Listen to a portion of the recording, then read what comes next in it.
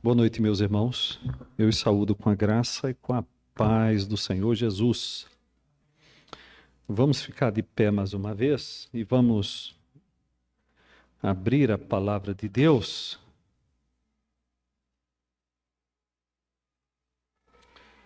Abrir a palavra de Deus no Evangelho de João, capítulo 13.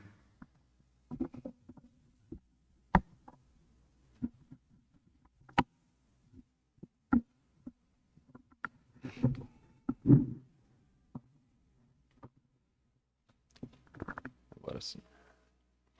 João capítulo 13, nós vamos ler os versículos 31 a 35.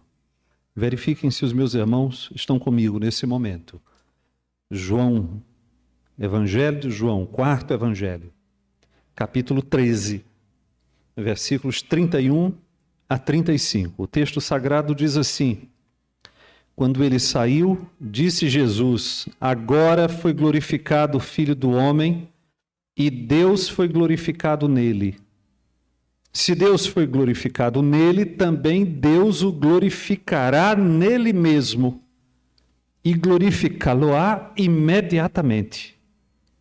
Filhinhos, ainda por um pouco estou convosco. Buscar-me-eis. E o que eu disse aos judeus, também agora vos digo a vós outros: para onde eu vou, vós não podeis ir.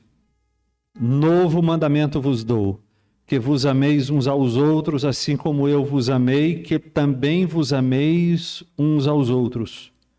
Nisto conhecerão todos que sois meus discípulos, se tiverdes amor uns aos outros. Senhor, muito obrigado por tua palavra aberta perante nossos olhos. Nós te pedimos agora que tu nos abras os olhos para elas, para as Escrituras, e suplicamos de ti uma compreensão iluminada, santificadora, aquela assistência indispensável do teu Santo Espírito, sem a qual nada nos aproveita. Mais que isso, recebe-nos e o culto que agora ofertamos a ti com a palavra de Deus. Nós oramos em nome de Jesus. Amém. Assentai-vos, meus irmãos.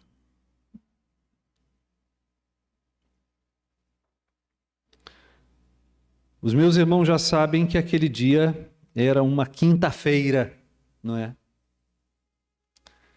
O dia 14 de Nissan do ano 30 depois de Cristo. O cordeiro da última Páscoa foi sacrificado e preparado na tarde daquele dia para a ceia que Jesus comeria com os discípulos logo mais à noite. Ao anoitecer, os evangelhos sinóticos o dizem, Jesus reuniu os 12 para a ceia.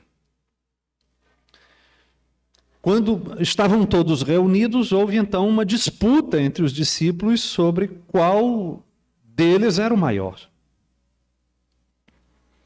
Quanto a isso, Jesus disse que não pode haver embates relativos à proeminência entre os súditos do reino de Deus. Isso porque, diversamente do que ocorre na sociedade em geral dos homens, no reino de Deus a pessoa mais importante é a que serve a todas. Como no modelo de Jesus, que sendo o Senhor, veio para servir.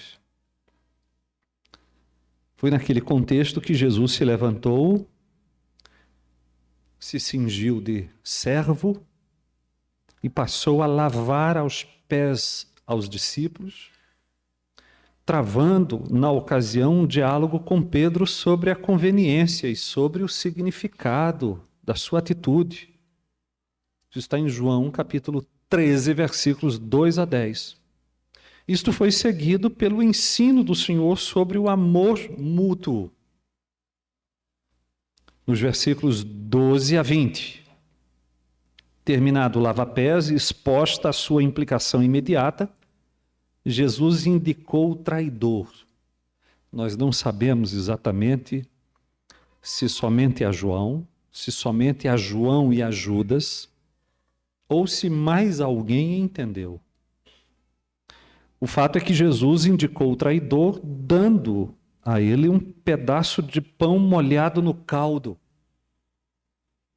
Judas, tendo recebido o bocado molhado, versículo 30 de João 13, diz: saiu logo, já sob a influência de Satanás. Ele saiu para prestar um serviço ao sinédrio. Ele foi para o sumo sacerdote. Em breve, Judas conduziria os soldados ao Monte das Oliveiras, onde prenderiam a Jesus. Enfim, os eventos que diretamente levariam Jesus ao Calvário já haviam sido desencadeados. A nossa passagem, portanto, retrata aquilo que Jesus disse imediatamente após a saída de Judas. O versículo 31, quando ele saiu, disse Jesus. Vocês entenderam em que ponto estamos, sim ou não?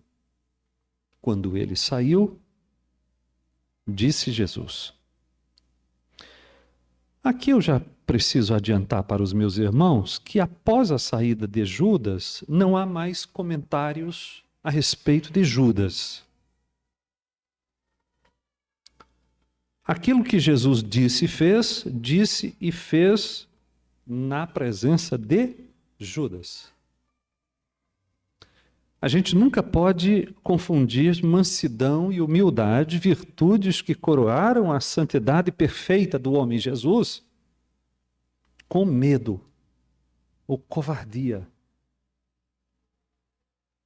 Jesus não era covarde, nem medroso. Era manso e humilde de coração. Essas coisas não se confundem.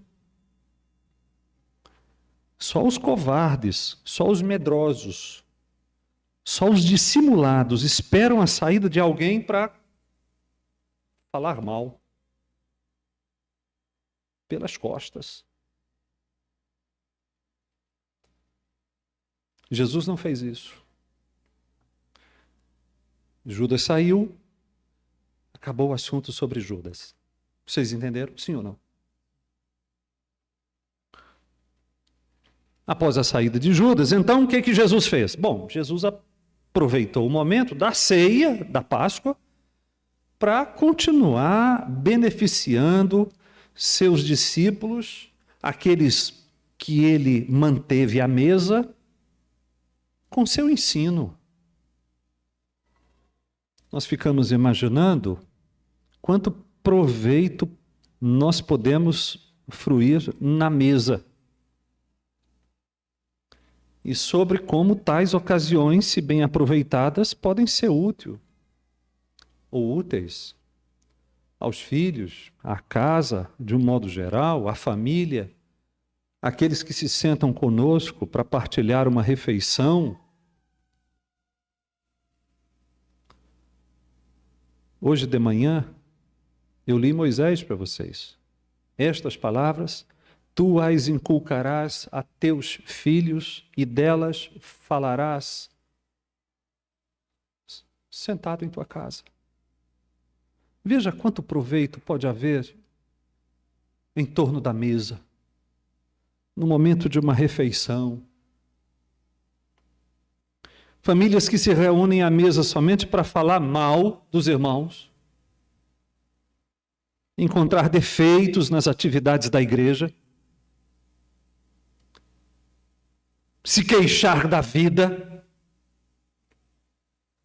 Estas famílias não devem esperar uma boa colheita dessa semeadura. Imagine crescer numa mesa de pessoas que falam mal da igreja dela. Aí os meninos vão crescendo e os pais esperam que eles decidam o quê? Agora, por outro lado, quando nós aproveitamos a comunhão das refeições diárias para nos beneficiar também com a boa palavra de Deus, nós devemos esperar que os frutos aprazíveis desses momentos serão colhidos ao longo da vida.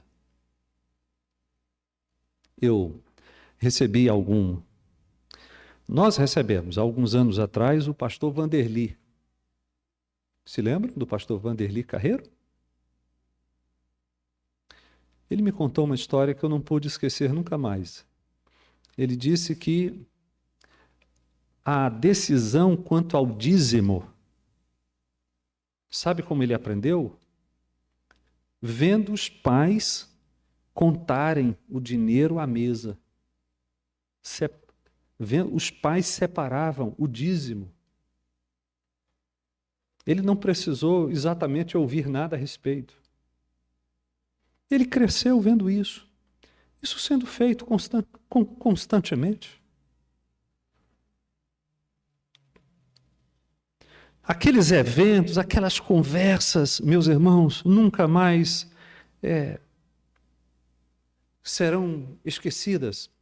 Exatamente do modo como Jesus fez aqui. Aqueles eventos, aquelas conversas, a cena do lava-pés, o sermão do cenáculo, o diálogo com Pedro, as dúvidas dos discípulos, nós vamos ver ainda diálogos acontecendo, a instituição da ceia, estas coisas ficaram preservadas na mente daqueles homens, eles registraram aquela noite. E nós estamos 2000 anos depois nos beneficiando daquele encontro. Bom, mas vamos ao texto, não é? Na passagem, nós temos basicamente 3 pontos importantes. Primeiro, nós veremos que Jesus falou desse caminho até a cruz, em termos de uma glorificação do Filho do Homem e de Deus nele. Isso está nos versículos 31 e 32, você vai me acompanhar. Em seguida, Jesus fez uma advertência quanto à sua partida. Versículo 33. E por fim, Jesus prescreveu o novo mandamento. Versículos 34 e 35. Entendemos? 3 pontos que merecem a nossa atenção estão aqui no nosso texto. A glorificação do Filho do Homem e de Deus no Filho do Homem. Depois nós temos uma advertência quanto à partida de Jesus. E, por fim, a prescrição do novo mandamento. O novo mandamento. Vamos dar uma olhada. Versículos 31 e 32, vocês me acompanham. Aqui, quando nós esperaríamos que Jesus falaria em tom de angústia, sobre o caminho que o levaria à cruz, nos enganaríamos também. Porque Jesus, nesse momento, disse o seguinte, quando ele saiu, disse Jesus, agora foi glorificado o Filho do Homem. Agora foi glorificado o Filho do Homem. Agora diz respeito ao momento em que o traidor começou a sua obra. Foi nessa hora que Jesus foi ou começou a ser glorificado. Veja que Jesus fala do caminho que culmina na cruz como um caminho de exaltação, um caminho de glorificação. Esse processo de glorificação do Filho do Homem foi desencadeado, eu relembro aos meus irmãos, por Jesus mesmo. Quando Jesus indicou o traidor e quando Jesus liberou o traidor para fazer o seu trabalho. O que tens a fazer, faça logo. Foi Jesus mesmo que desencadeou esse caminho. Agora, eu quero relembrar com vocês que Jesus havia sido glorificado de diversas maneiras. Através do seu ensino, por exemplo, quando Jesus terminou o Sermão do Monte, as multidões ficaram admiradas com a autoridade com que ele falava. Estão lembrados disso? É assim que Mateus 7 termina. Jesus também havia sido glorificado ao longo do seu ministério terreno com diversos milagres. Quem é este que até os ventos e o mar lhe obedecem? Jesus havia manifestado a sua glória no Monte da Transfiguração. Mas nada se compara com a glorificação que teve início com a indicação do traidor. Tudo não passava de uma figura pálida frente àquela exaltação que Jesus estava para receber, não por meio dos milagres agora, não por meio do ensino agora, não por meio da revelação da sua glória no Monte da Transfiguração, mas estava para receber uma glorificação por meio dos seus sofrimentos e morte.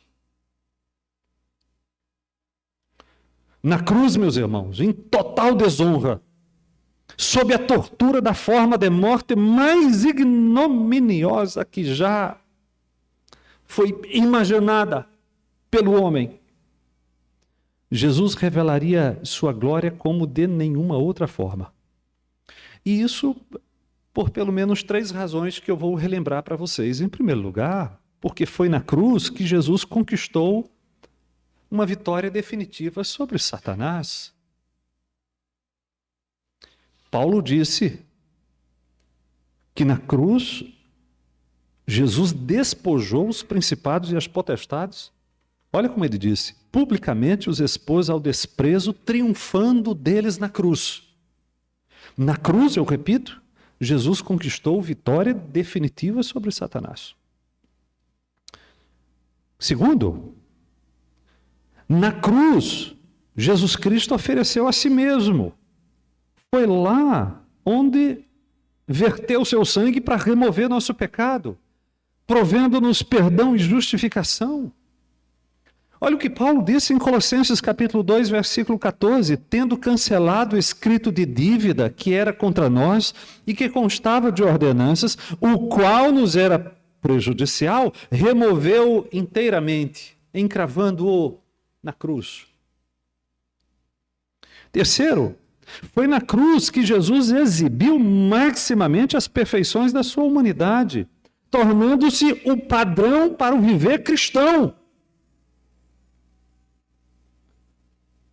Já conversamos em outras ocasiões e voltaremos a falar a respeito disso. A cruz se torna o padrão ético da vida cristã. Isso ainda há de ser destacado pelo nosso texto. Veja que essa glorificação do Filho do Homem, além disso, implicaria necessariamente a glorificação de Deus nele. É isso que está ali no versículo 31. Agora foi glorificado o Filho do Homem e Deus foi glorificado nele. Deus foi glorificado nele. Não era uma ideia blasfema, a ideia do Messias pendendo no madeiro, como pensavam os judeus. Israel se equivocou redondamente quando imaginou que ao rejeitar a Jesus estaria glorificando a Deus. Muito pelo contrário, a verdade é que em momento algum, por ninguém mais, Deus foi glorificado como foi na cruz de Jesus Cristo. Nos sofrimentos de Jesus, Deus, o Pai, foi glorificado porque neles, nos sofrimentos de Jesus, a sua justiça e a sua santidade foram satisfeitas. A desonra com que o pecado afrontou a santidade de Deus foi reparada de maneira maravilhosamente excedente. Além disso, a autoridade da sua palavra foi preservada, a autoridade da sua lei foi preservada, porque a maldição predita aos desafiadores da lei foi cumprida, e cumprida nos termos mais estritos: maldito aquele que for pendurado no madeiro. Os atributos de Deus, meus irmãos, demais disso, nunca se mostraram tão evidentes e tão evidentemente harmoniosos como na redenção pela cruz. Na cruz, a misericórdia de Deus e a justiça de Deus se beijam, se encontram. Em outras palavras, Deus foi glorificado da maneira mais ótima possível no Filho do Homem crucificado. no Filho do Homem esvaziado, no Filho do Homem tornado em figura humana, no Filho do Homem assumindo a forma de servo, no Filho do Homem obediente, obediente até a morte, e morte de cruz. Mas não só. Quero saber se vocês estão me acompanhando. Sim ou não? Muito bem. Como Deus foi glorificado em Jesus, como Deus seria glorificado em Jesus, Deus, segundo Jesus, recompensaria Jesus com a glorificação de Jesus nele mesmo. É isso que está ali no versículo 32. Se Deus foi glorificado nele, imagine aí como recompensa, certo? Se Deus foi glorificado nele, como recompensa, também Deus o glorificará nele mesmo. Quero que nós atentemos para isso. Jesus já está com o pé no caminho que o levaria imediatamente à cruz, certo? As coisas que lhe esperam nas próximas horas, entre a noite da quinta, a madrugada da quinta, o alvorecer da sexta, o desenrolar da sexta, são angústia, prisão, interrogatórios, sofrimentos, escárnios e cruz. Vocês estão lembrados disso, não estão? O que aguarda Jesus nas próximas horas é isso aí. Mas Jesus contempla, e contempla pela certeza da fé. Pela certeza da fé. Deus o Pai sendo glorificado em tudo aquilo, e Ele mesmo, Jesus, recebendo como recompensa do Pai a glorificação dele, de Jesus, nele mesmo.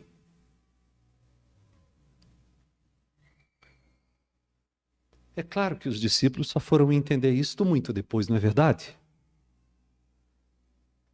Imagine uma conversa como esta. Vocês sabem o que me espera nas próximas horas? Eu vou ser preso, vou ser interrogado, vou ser açoitado, esbofeteado, cuspido, escarnecido e crucificado.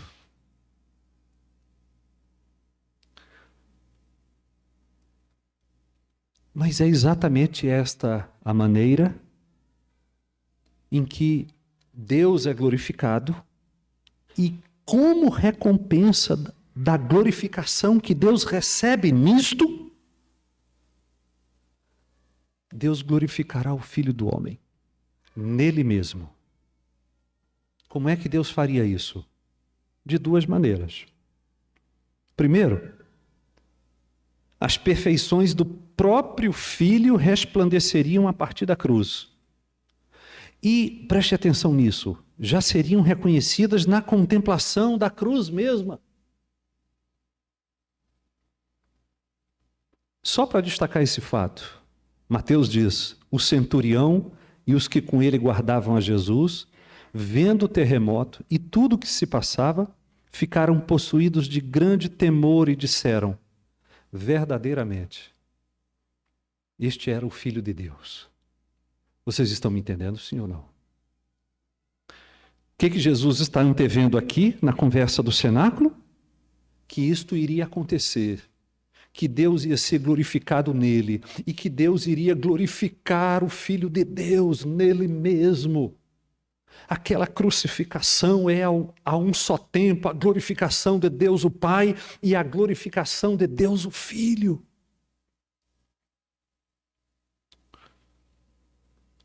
Esse processo de glorificação, em segundo lugar, também iria gerar a glorificação de Jesus nele mesmo, independentemente e antes de qualquer reconhecimento da sua divindade entre os homens, por meio da ressurreição no terceiro dia.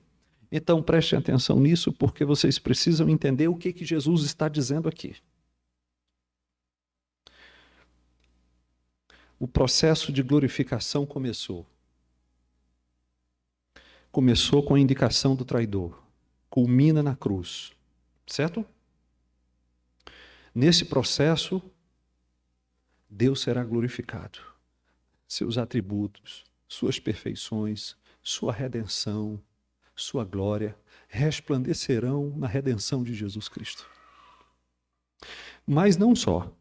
Como recompensa da glorificação de Deus o Pai, Deus o Pai iria glorificar a Jesus e ia fazer resplandecer os atributos da divindade do Cristo a partir da cruz. E mesmo antes de qualquer reconhecimento formal da divindade de Cristo entre os homens, Deus iria glorificá-lo na ressurreição do terceiro dia. Mas não só. Finalzinho do versículo 32, eu preciso que você observe isso com cuidado. Porque esse processo de glorificação já estava caminhando rapidamente à consumação. Versículo 32, segunda parte, e glorificá-lo-á imediatamente. Veja que Jesus ultrapassa em sua antevisão as horas de horror, mas se concentra na consumação da obra, quando imediatamente deixaria reverberar o grito de vitória. Foi assim que a cruz terminou, com um grito de vitória. Está consumado. Está consumado. Jesus contempla não apenas como notáveis, como possíveis, mas como próximas, como imediatas, e suas tristezas e sofrimentos como coisa breve, como coisa já terminada, coisa passageira que passa em pouquíssimo tempo. Em síntese, na passagem nós temos algumas verdades marcantes aqui que eu quero destacar para vocês. Primeiro, eu quero que os meus irmãos notem a humildade de Jesus em atribuir toda a obra ao seu Pai. Jesus fala sempre na terceira pessoa e na voz passiva. Ele diz que ele não glorifica a si mesmo. Ele atribui tudo ao Pai. Foi glorificado o Filho do Homem. Deus glorificava a Jesus nele mesmo. Glorificá-lo-á imediatamente. Jesus está sempre atribuindo toda a obra ao seu Pai. Segundo lugar, note aqui a devoção de Jesus em direcionar o resultado de tudo ao Pai.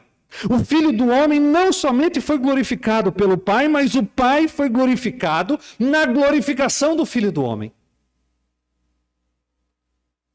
O resultado de tudo, todas as coisas precisam retornar ao Pai. Terceiro, note a fé de Jesus que seu trabalho não seria vão. Jesus está antevendo que sua obra não será vã e que na cruz será a glória do Filho. Ele terá como consequência a glória do Pai. Agora, observem que Jesus não tem nada ao que se apegar além da certeza da sua fé. Ele está ali como qualquer moribundo, que não tem nada nas mãos. Naquele momento, tudo quanto Jesus experimentará em breve é o escárnio do inferno e do mundo, mancomunados contra ele. Mas a sua certeza é a de que o Pai seria nele glorificado e o glorificaria. É basicamente isso que temos nos versículos 31 e 32. Quero saber se vocês me acompanharam nesses pontos, sim ou não, meus irmãos? Agora, no outro giro, eu me volto para o versículo 33, porque se para Jesus está tudo muito claro, no sentido de que o caminho da cruz é exatamente o processo da máxima exaltação de Deus e seu Cristo. Para os pobres discípulos, tudo está muito nebuloso, não está? Eles não estão entendendo absolutamente nada. E Jesus sentiu a aflição dos homens, dos pobres homens, confusos, e se dirigiu a eles ternamente. Olha o versículo 33. Filhinhos indica a delicadeza de Jesus, mas também a fragilidade dos discípulos, né? Filhinhos, E agora Jesus vai prepará-los para os próximos acontecimentos. Olha o que Jesus diz. Ainda por um pouco estou convosco. Versículo 33, me acompanhe, por favor. Ainda por um pouco estou convosco. Aqui Jesus já desperta seus discípulos para aproveitarem a oportunidade que têm. Oportunidades passam.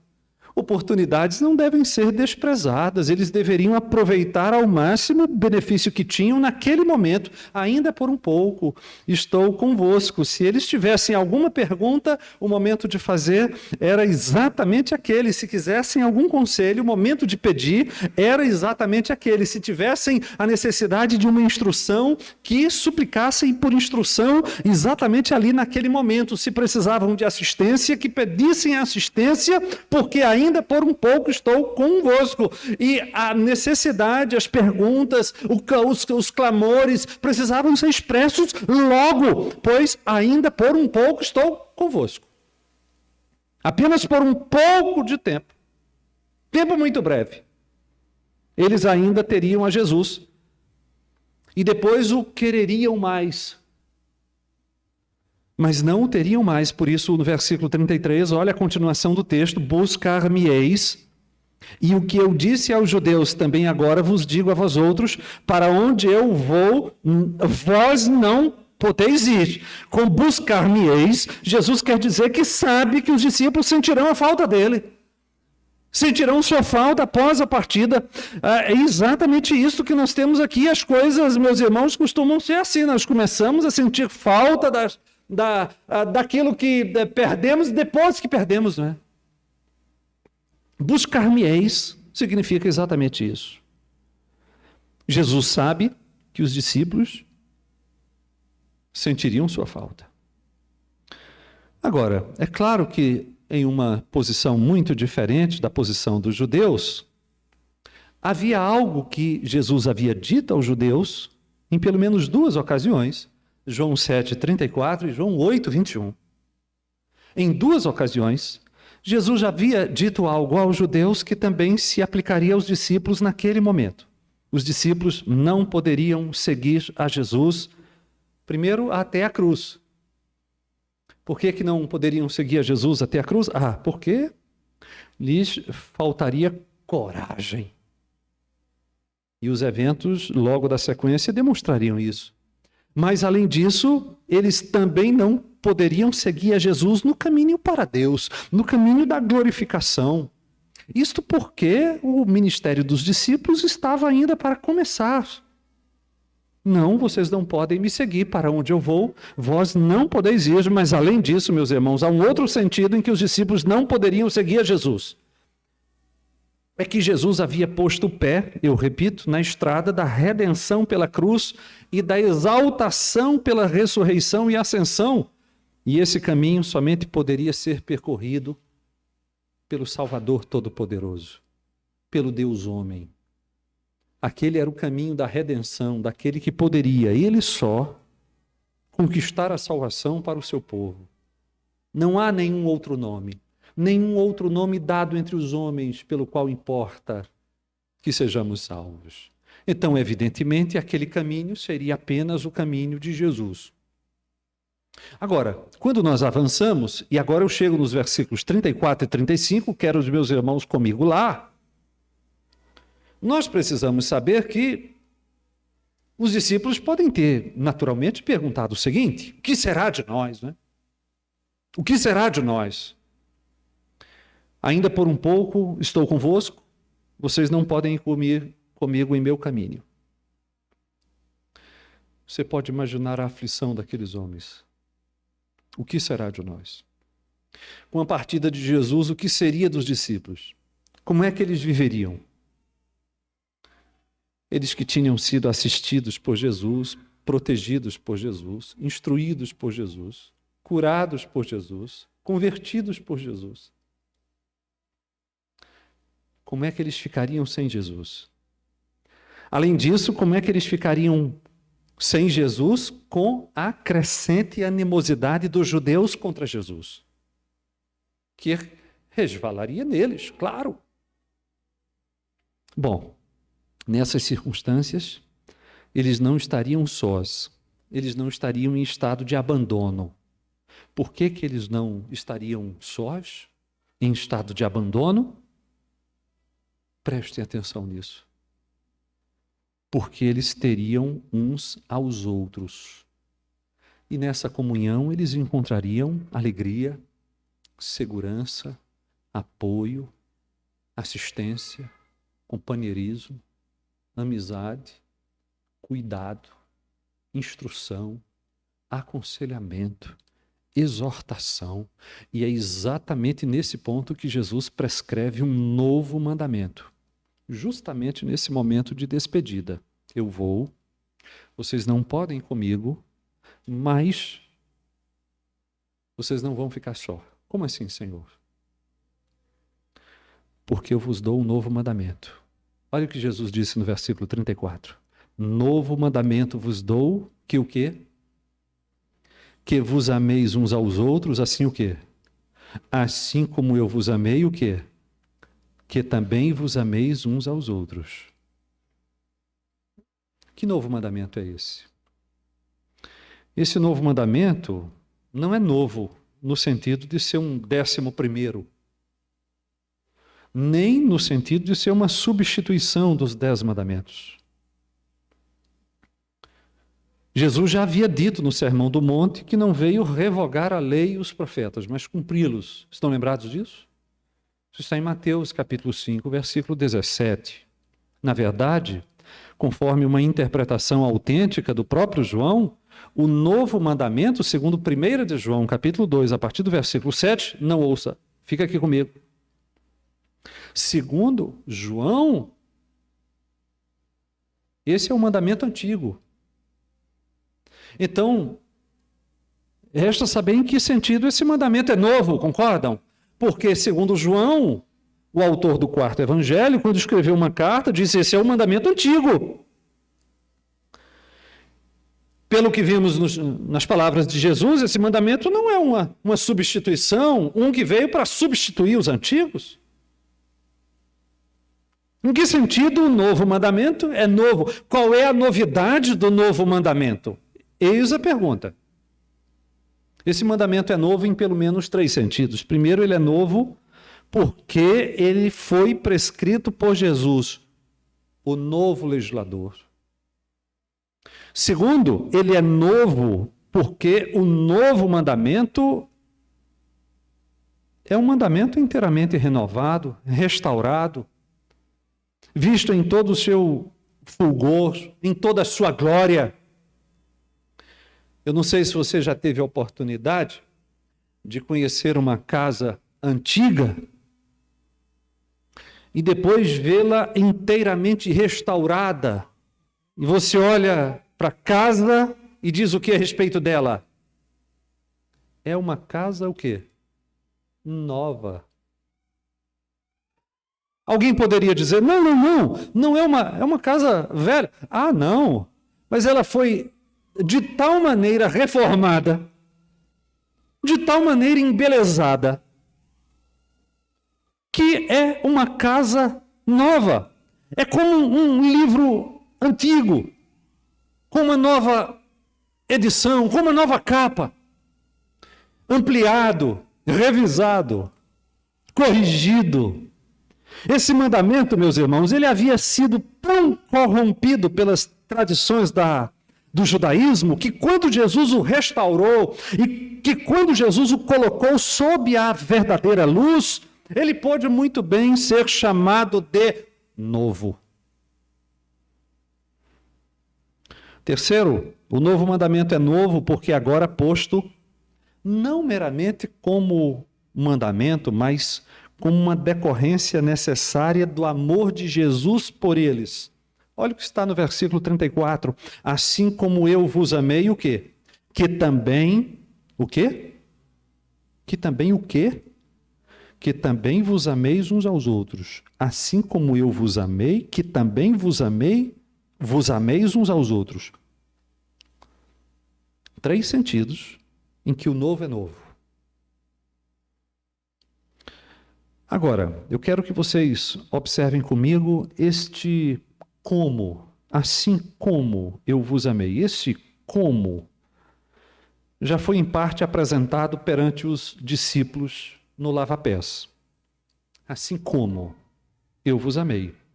Ali, até quanto as imagens fornecem o significado, o amor de Jesus foi visto em franco exercício.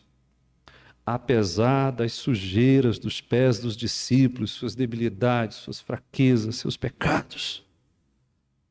O amor que Jesus quer que nós imitemos é o amor que não pode ser obstruído pelo estado miserável do sujeito amado. E isso foi demonstrado para eles, foi colocado perante os olhos deles. O amor que Jesus quer que nós imitemos avança apesar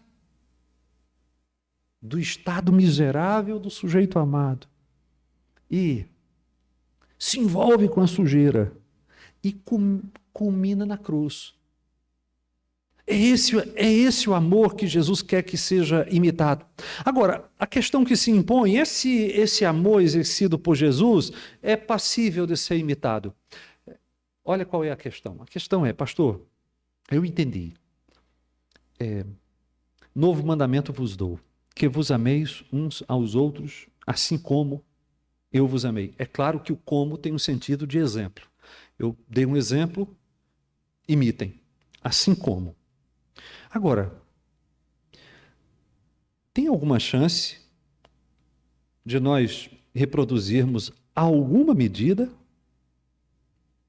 desse amor? Como é que os miseráveis discípulos, vocês se recordam que eles estavam na mesma reunião, um pouco antes, fazendo o quê? Brigando por posições no reino. Eles estavam brigando por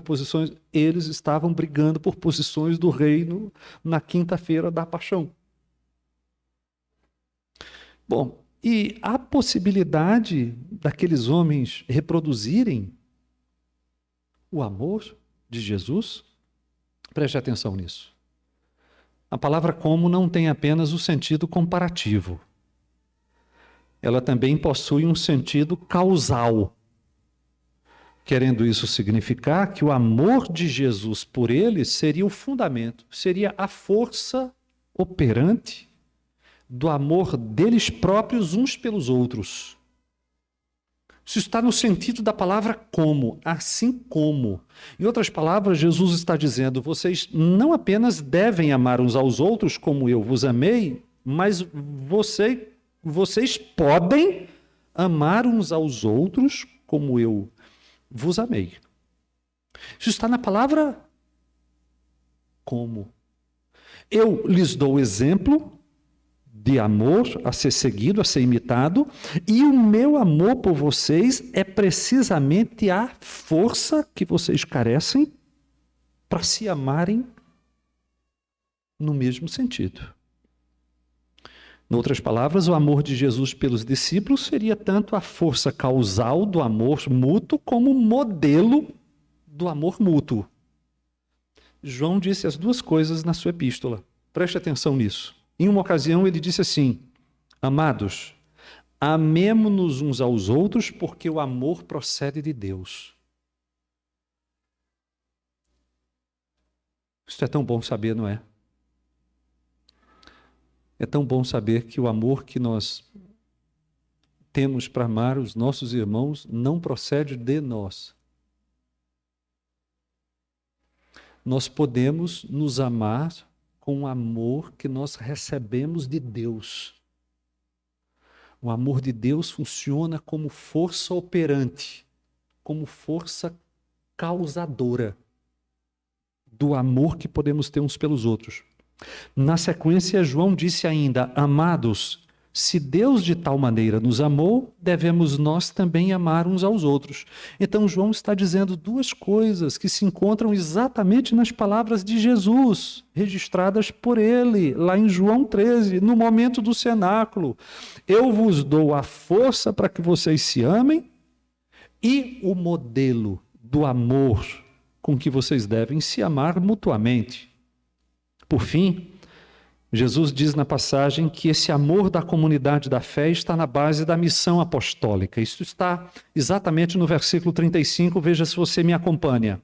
Se a igreja não vive como um corpo de irmãos, uma verdadeira fraternidade, a sua realidade nega aos olhos a mensagem que ela proclama aos ouvidos. O que nós temos dito? Sabe o que nós temos pregado? Que por meio do Evangelho, Deus está reconciliando consigo uma fraternidade universal de discípulos, fazendo comunidades parte de sua grande família. Um corpo de pessoas que se tornaram membros umas das outras. É isso ou não que temos pregado? Claro que é isto. Agora, se não vivemos uma fraternidade, o que nós fazemos é exatamente negar a verdade da proclamação do Evangelho. Se, por outro lado, a vida comunitária é marcada por bondade, por amabilidade, por gentileza, por paciência, perdão, por amor não fingido, sua evangelização é acompanhada pela realidade palpável que comunica que Jesus de fato é um Redentor todo-poderoso, totalmente capaz de redimir os homens da sua miséria espiritual. Olha o que está no versículo 35. Nisto conhecerão todos que sois meus discípulos, se o quê? Se tiverdes amor uns pelos outros. É no amor mútuo dos discípulos que os de fora são como que forçados a concluir que eles pertencem a Jesus. E estas pessoas pertencem a Jesus porque nós vemos neles e na comunhão deles o amor de Jesus. Eu quero saber se os meus irmãos entenderam o texto, sim ou não.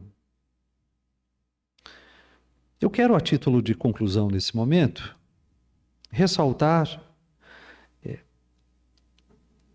três verdades que somos forçados a aceitar.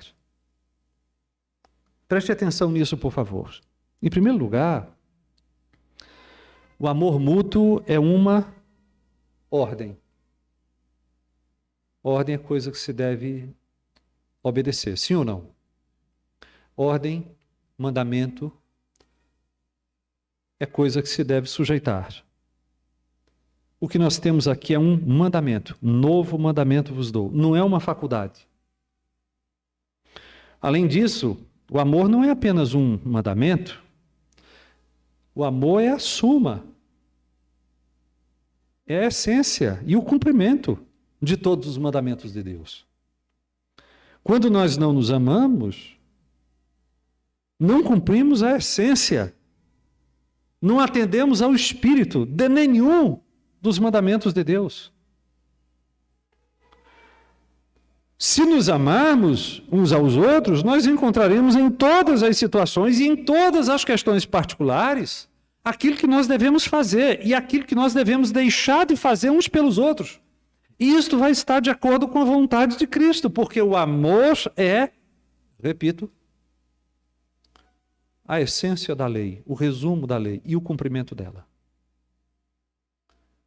Primeira verdade é, o amor não é uma faculdade, é uma ordem. Quero saber se está claro isto para os meus irmãos. Em segundo lugar, o amor mútuo não é apenas uma ordem, é a nossa marca distintiva. O amor mútuo é aquilo com que Jesus mesmo decidiu que seríamos reconhecidos como pertencentes a Ele, que seríamos dele. Amor mútuo é ordem. Novo mandamento vos dou. Mas não só. Amor mútuo é aquilo que nos distingue. Jesus poderia ter escolhido nos distinguir por outras marcas. Mas não fez. Ele não nos distinguiu neste mundo pelo critério da inteligência. Amém por isso. Ele não nos distinguiu pelo critério da influência político-social. pela influência ou pela operação de milagres extraordinários. Ele não nos distinguiu por exorcismos. Jesus não nos distinguiu sequer pelo muito ativismo. Um muito ativismo que pode ser exercido, inclusive, sem amor. Olha o que o apóstolo escreveu a respeito. Ainda que eu fale as línguas dos homens e dos anjos. O quê?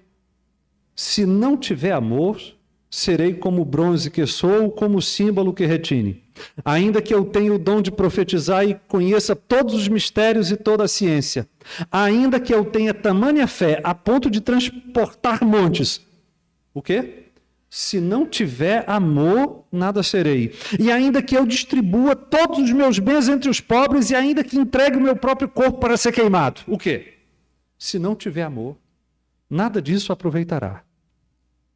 Esse tríplice, se não tiver amor,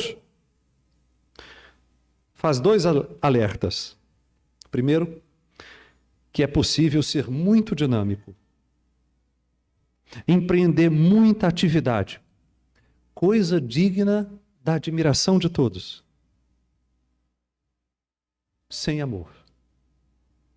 Segundo, que o maior ativismo imaginado, o serviço considerado dos mais nobres, dos mais úteis, sem amor, é vão. Então, sabe como Jesus decidiu que nos distinguiria da sociedade em geral dos homens? Não foi pela inteligência, sinto muito. Nem por milagres, nem por exorcismos. Foi pela nossa capacidade de nos amar. Não é possível amar como Jesus amou na medida perfeita em que ele amou, mas é possível amar como ele amou em alguma medida que remeta ao amor dele. É isso que nos distinguirá. Sabe por quê? Porque Jesus se tornou famoso também pelo amor. Aquelas pessoas todas, aquela sociedade inteira, tinha ouvido falar a respeito do amor dele. Como ele agia com as pessoas, como ele recebia pecadores, como ele comia com publicanos, como ele simpatizava com a dor do outro, como ele não permitia que multidões voltassem famintas para casa. Como ele tinha compaixão, como a compaixão de Jesus era evidente. Aquela sociedade conhecia isso.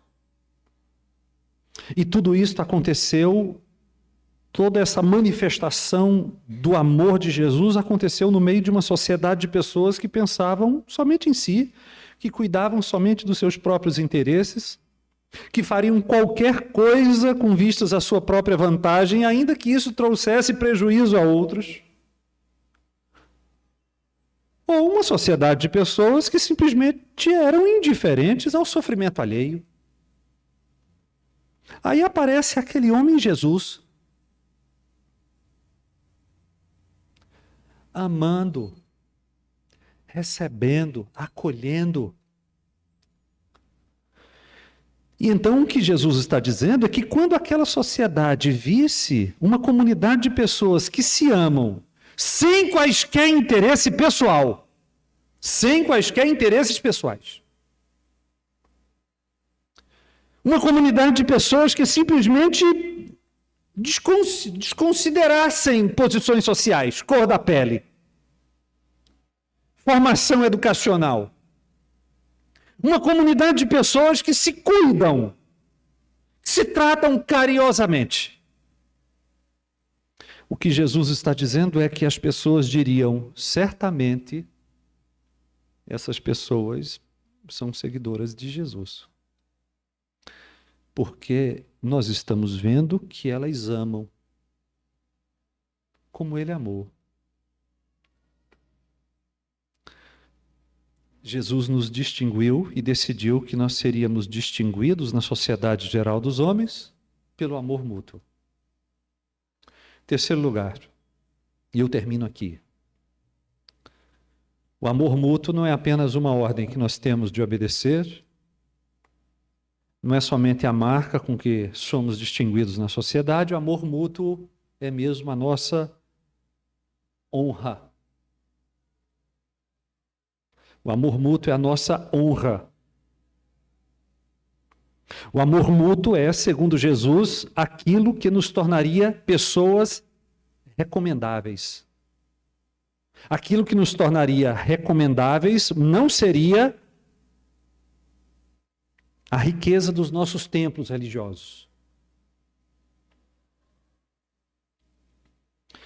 O templo religioso mais caro do mundo é uma mesquita. A mesquita da Arábia Saudita, a mesquita Masjid Al-Haram. Ela custa 100 bilhões de dólares.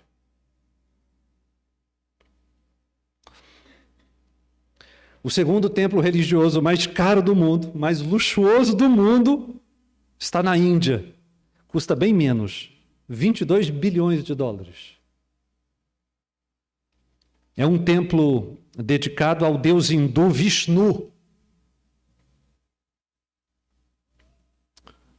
O templo famosíssimo, a Sagrada Família de Barcelona, está em terceiro lugar.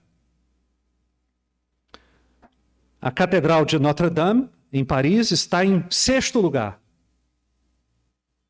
E pasmem, sabe qual é o sétimo templo religioso mais caro do mundo? É o do Salomão brasileiro. É o do Salomão brasileiro.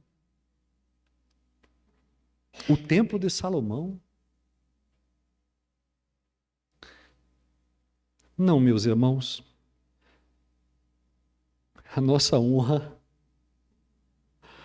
não é a abóbada da Capela Sistina, que foi pintada por Michelangelo, poucos anos antes de Lutero fixar suas teses na Catedral de Wittenberg. A nossa glória não é a Basílica de São Pedro. Jesus nem mandou que construíssemos templos. Nem temos uma ordem de Jesus, nem temos uma ordem dos apóstolos. A ordem com relação a templos é apenas uma ordem indireta, se você quiser falar assim. Jesus e os apóstolos disseram que nós deveríamos nos reunir. Tudo bem. Mas ordem direta não há. E tanto não há que os primeiros templos religiosos só começaram a ser construídos, pasmem, na segunda metade do século III, depois do ano 250. O primeiro templo cristão que se tem notícia data exatamente do ano 250 da era cristã. Definitivamente,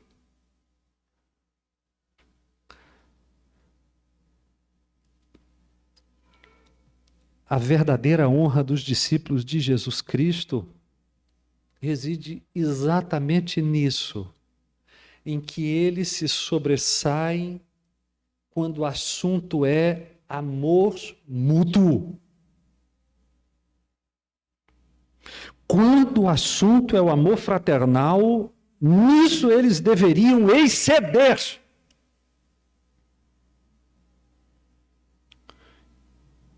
E nada seria mais efetivo do que o amor mútuo para recomendá-los à estima e ao respeito das outras pessoas.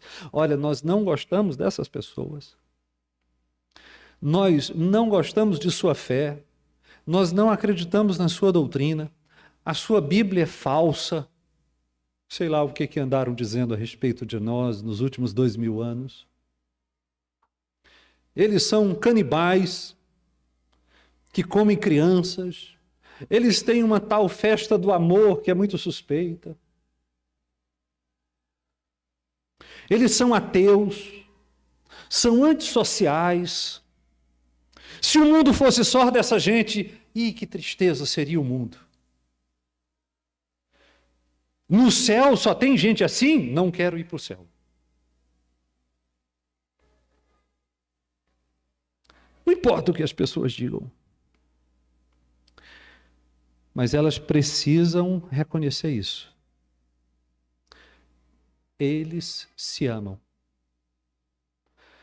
E se as pessoas não forem capazes de dizer isso de nós, as coisas estão muito equivocadas.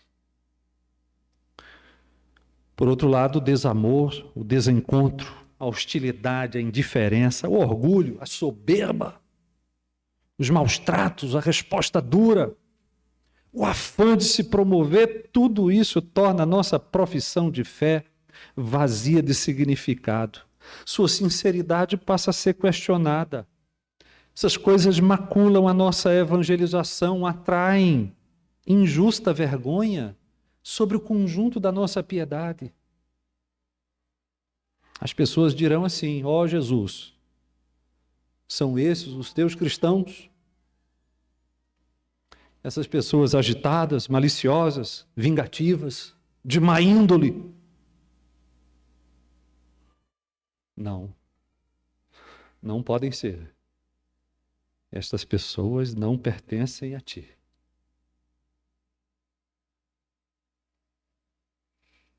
Que o Senhor tenha misericórdia de nós. Curve sua fronte. Deus, nós ainda na tua presença não podemos comparecer perante o Senhor sem corar de vergonha.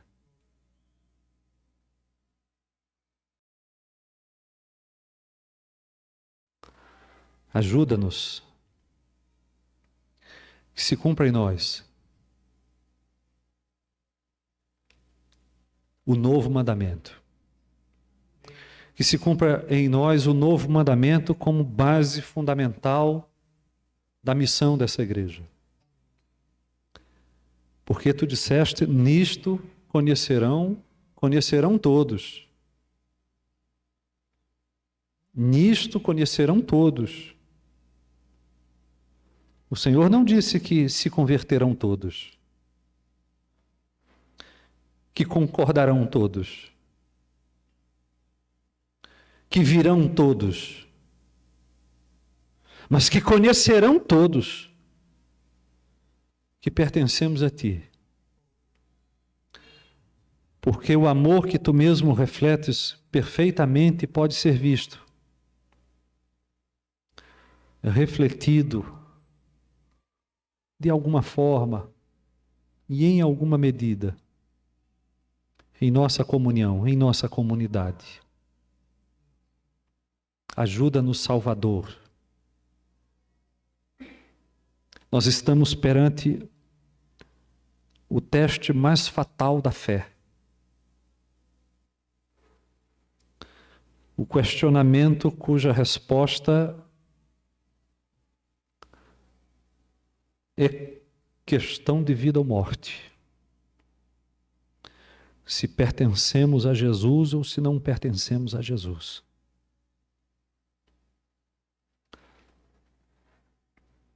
Nós oramos em teu nome, Senhor. Amém. Soniel que posicione o gasofilácio.